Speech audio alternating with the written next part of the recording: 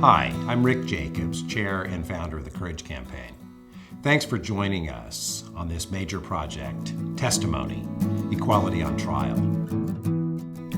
I'm Bruce Cohen, and I was fortunate enough to have gotten to be in the courtroom on the first day of the Prop 8 federal trial, and hearing how incredibly moving and important the testimony was of our four plaintiffs, it made me even sadder that the Supreme Court of the United States had ruled just the weekend before that the case would not be allowed to be televised. My name is Arisha Michelle Hatch, and I'm the National Field Director for Testimony, Equality on Trial. My sense of equality and my sense of justice comes from a history of discrimination that my parents, my grandparents have all faced in this country.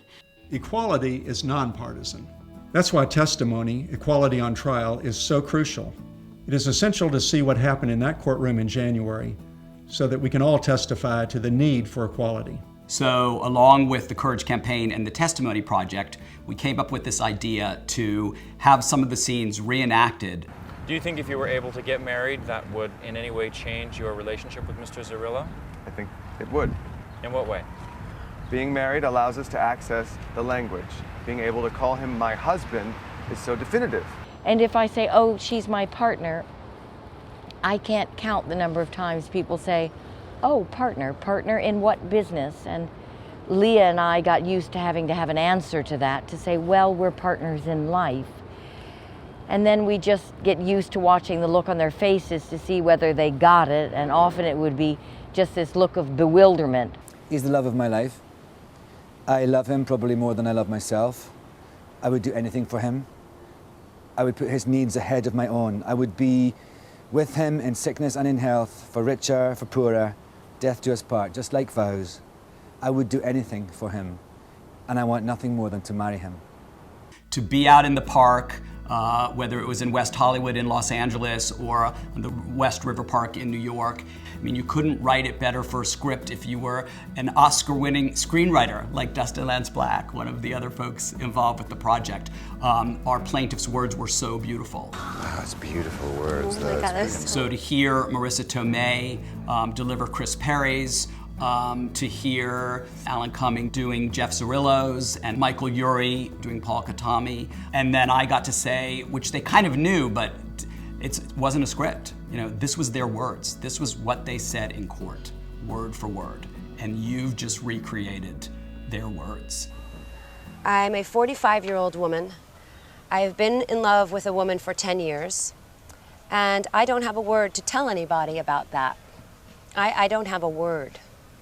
Would the word do it? Well, why would everybody be getting married if it didn't do anything? I think it must do something. It appears to be really important to people, and I would really like to use the word too, because it symbolizes maybe the most important decision you make as an adult. Who you choose. No one does it for you.